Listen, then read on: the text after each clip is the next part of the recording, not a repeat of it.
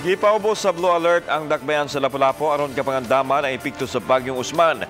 Samtang gipaubos sa pagbansay-bansay masakop sa City Disaster Risk Reduction Management Office. Ano ang report? Nangandam ang dakbayan sa Lapu-Lapu sa epekto sa Bagyong Usman. Bisan man og dili direktang maigo.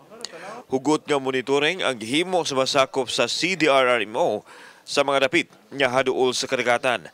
Lakip na ang mga barangay nga bahaan, subay sab sa Blue Alert status nga gipatuman. Sa pagkakaroon, normal pa ang sitwasyon sa mga pantalan.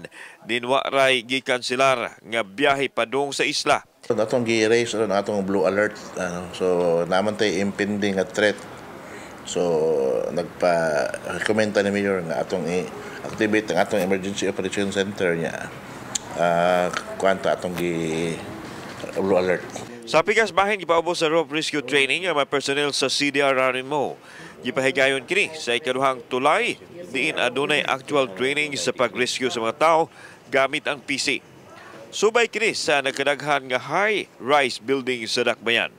So posible dunay mga emergency situations nga kinahanglan nato tag di ta makanaog tro hagdanan, so ato siyang ipakanaog tro kanang PC. So ito atong gi-train atong uban refresher uban nagbalik ang ilang basic sa paghimo sa rope rescue.